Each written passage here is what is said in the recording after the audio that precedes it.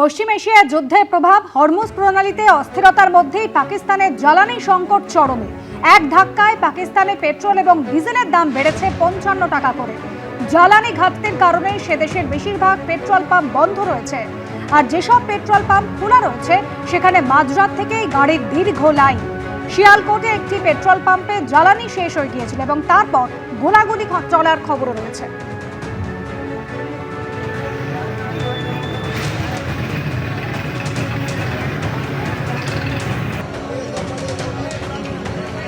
মাঝরাত থেকে বিভিন্ন পেট্রোল পাম্পের সামনে গাড়ির দীর্ঘ লাইন। পেট্রোলের এবং ডিজেলের দাম বেড়েছে পাকিস্তানের ৫৫ টাকা করে। নতুন ভোটার তালিকা নিয়ে ভুরি ভুরি অভিযোগ। কেউ বলছেন শুনানিতে সমস্ত নথি দিয়েও তার নাম জায়গা পেয়েছে নির্বাচন কমিশনের বাদের খাতায়। কারোর মুখে আবার এসআইআর প্রক্রিয়া নিয়েই প্রশ্নচিহ্ন। কলকাতা থেকে অন্য জেলা উঠে আসছে একই ধরনের ছবি। কোথায় পাবো? স্বর্গে যেতে হবে আমাকে।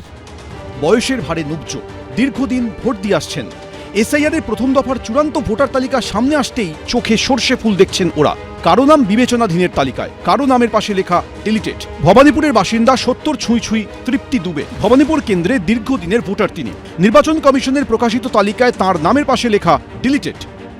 আমাকে হিয়ারিংয়ে ডাকা হয়েছিল, আমি হিয়ারিংয়েও গেছিলাম। সমস্ত কিছু জমাপত্র যেগুলো দরকার সমস্ত কাগজপত্র জমা দিয়েছি, তারপরেও আমার নাম ওঠেনি। কেন আমার নামটা ডিলিট হয়ে গেল? সদ্য আমি জীবিত আছি এখনো।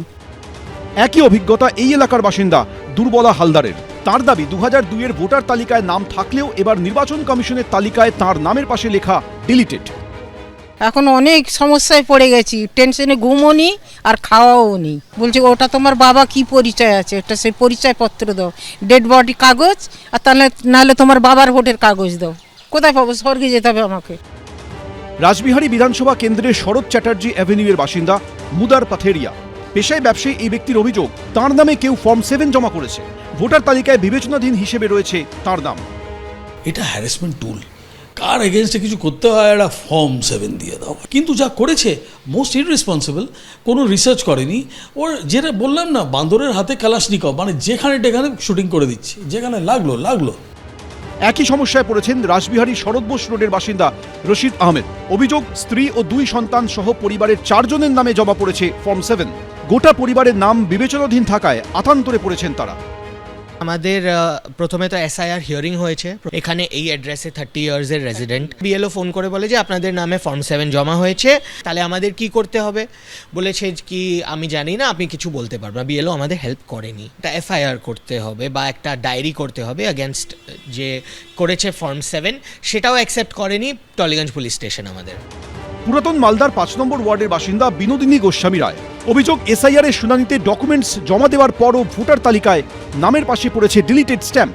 শুক্রবার স্বামীকে নিয়ে নতুন করে মালদা জেলাশাসকের দপ্তরে তথ্য ডকুমেন্টস জমা দেন তিনি।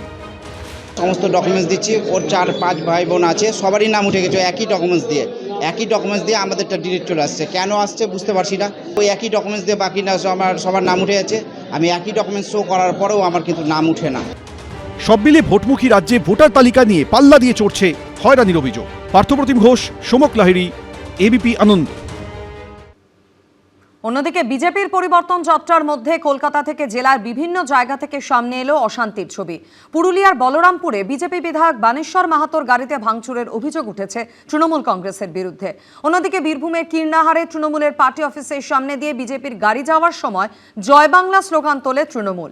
পুলিশের সামনেই দুপক্ষের হাতাহাতি বেঁধে যায়। পাল্টা তৃণমূল পার্টি অফিসের সামনে রাখা চেয়ার ভাঙচুর করে বিজেপি।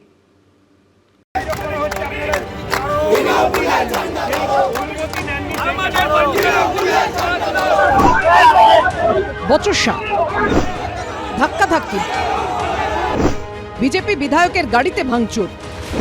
শুক্রবার বিজেপির পরিবর্তন যাত্রার মধ্যেই কলকাতা থেকে জেলা দিকে দিকে অশান্তির ছবি। 14ই মার্চ ব্রিগেডে সভা করবেন নরেন্দ্র মোদী। তার আগে দিকে দিকে চলছে বিজেপির পরিবর্তন যাত্রা। ইতিমধ্যেই পুরুলিয়ায় ঢুকছে পরিবর্তন যাত্রার সুসজ্জিত গাড়ি, যা শনিবার পুরুলিয়ার বলরামপুরের ওপর দিয়ে যাওয়ার কথা। তার আগে বিজেপির তরফে পতাকা লাগানো হচ্ছিল। বিজেপির অভিযোগ, তাদের দিকে পাথর ছোড়ে তৃণমূলের লোকজন। বলরামপুরের বিজেপি বিধায়ক বানেশ্বর মাহাতোর গাড়িতে ভাঙচুর করা হয়, অভিযুক্ত তৃণমূল।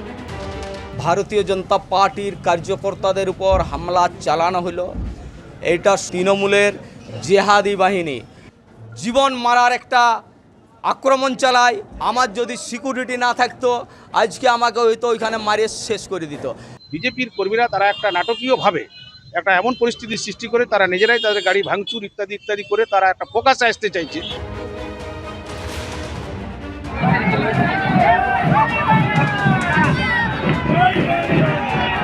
বীরভূমের কীর্ণাহারে তৃণমূলের পার্টি অফিসের সামনে দিয়ে বিজেপির গাড়ি যাওয়ার সময় রাস্তার দুদিক থেকে দলীয় পতাকা হাতে জয় বাংলা স্লোগান তোলে তৃণমূল।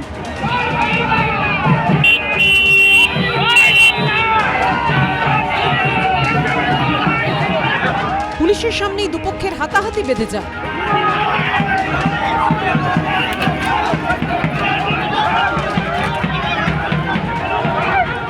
পাল্টা তৃণমূলের পার্টি অফিসের সামনে রাখা চেয়ার ভাঙচুর করে বিজেপি, ছিঁড়ে দেয় ফ্লেক্স।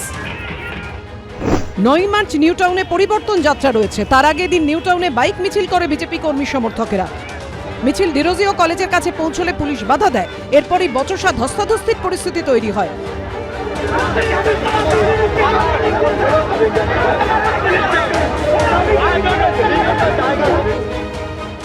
মুর্শিদাবাদের বড়াতে পুলিশের সঙ্গে বচসায় জড়ান বিজেপি সাংসদ জগন্নাথ সরকার।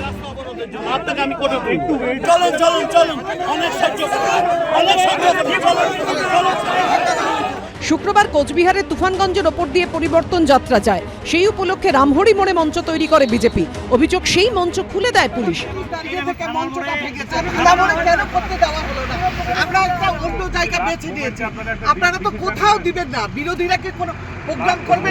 পরে অস্থায়ী মঞ্চ থেকেই পুলিশকে হুঁশিয়ারি দেন সুকান্ত মজুমদার। দেখুন পুলিশের ভাইরা, আমি শুনলাম এখানে একজন নতুন অফিসার এসেছে, তার নাম নাকি দিগ্বিজয় নাকি। পরিষ্কার বলে দিচ্ছি, যতখানি আপনার দায়িত্ব ততখানি পালন করুন। পিসিমাকে মা মনে করে যদি দায়িত্ব পালন করতে যান, আমরাও কিন্তু টাইম এলে পিছিয়ে দেবো, তখন কিন্তু মাথায় রাখবেন। যদিও পুলিশের দাবি এই কর্মসূচির অনুমতি নেওয়া হয়নি। রথের প্রথা শুরু হলে উল্টো রথের প্রথা দিয়ে শেষ করতে হয়। আবার কিন্তু গুজরাট মধ্যপ্রদেশে যেতে হলে ওই ম্যাটাডোর করে রথে করে চড়ে যেতে হবে। ওটা ম্যাটাডোর না, 5 স্টার হোটেল গাড়ি, বাস। ভলভো বাসের থেকেও সুপার ভলভো, তাতে খাওয়া দাওয়া থাকা কিচেন আরাম সব আছে। ভাবুন,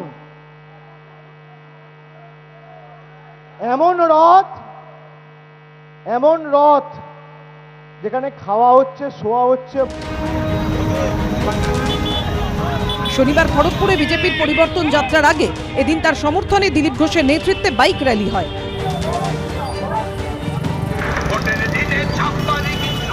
এবিপি আনন্দ। এবিপি আনন্দ, এগিয়ে থাকে, এগিয়ে রাখে।